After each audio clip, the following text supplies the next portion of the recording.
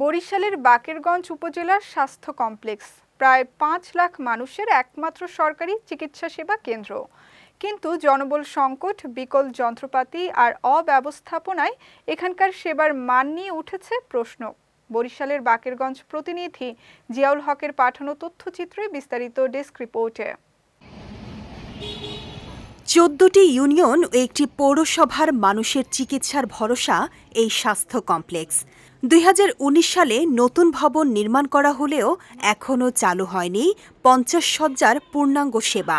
জনবল সংকটে বর্তমানে ৩০ শয্যাতেই সীমাবদ্ধ চিকিৎসা কার্যক্রম। প্রতিদিন রোগীর অতিরিক্ত চাপে শয্যা সংকট তীব্র আকার ধারণ করেছে। অনেক রোগীকেই মেঝেতে থেকে চিকিৎসা নিতে হচ্ছে। দীর্ঘদিন ধরে বিকল পাখা ও লাইট, নেই জেনারেটর। বিদ্যুৎ না থাকলে বাড়ে রোগীদের ভোগান্তি।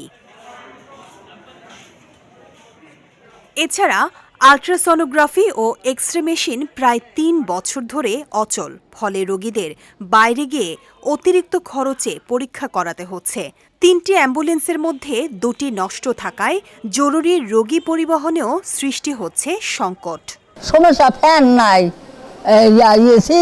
নামাই পড়লো শ্বাসের মানে ঘুমাই, লেফটিং নাই, হাসপাতাল ফ্যান নাই, বাতি নাই, অনেক কষ্ট হইতেছে বাবুদের। আমরা বাসা থেকে ফ্যান নিয়ে আসছি বাবুর জন্য।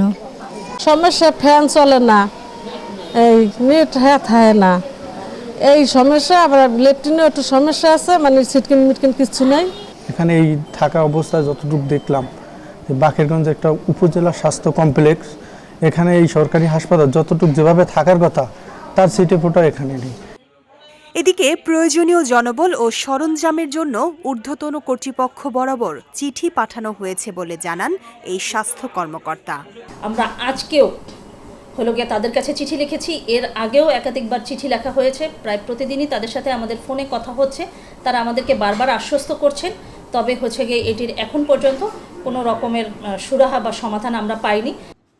অন্যদিকে উপজেলা স্বাস্থ্য কমপ্লেক্সের নানা সমস্যার সমাধানে উপজেলা প্রশাসন সর্বাত্মক চেষ্টা চালাচ্ছে বলে জানিয়েছেন উপজেলা নির্বাহী কর্মকর্তা। একই কথা জানালেন বরিশালের ডেপুটি সিভিল সার্জনও। উপজেলা হেলথ কমপ্লেক্সের জন্য একটা জেনারেটরের ব্যবস্থা করেছি। আর উপজেলা আমরা চেষ্টা করছি আমাদের পক্ষ থেকে যে কোনো হেল্প করা, যে কোনোভাবে উপজেলা হেলথ কমপ্লেক্সের জনদুর্ভোগ যাতে লাঘব হয় সেখান থেকে আমরা চেষ্টা করছি। এখন কিছু ফ্যানের ব্যবস্থা করে দিব। আমরা খুব দ্রুততম সময়ের মধ্যে এটা সমাধানের চেষ্টা করছি এবং এই বিষয়ে আমরা স্বাস্থ্য প্রকৌশল অধিদপ্তর যে আছে তাদেরকে জানিয়েছি। গতকালকেই আমরা সেগুলো ডিমান্ড দিয়েছি। আশা করি খুব অল্প সময়ের মধ্যে এই সমস্যার সমাধান করা সম্ভব হবে।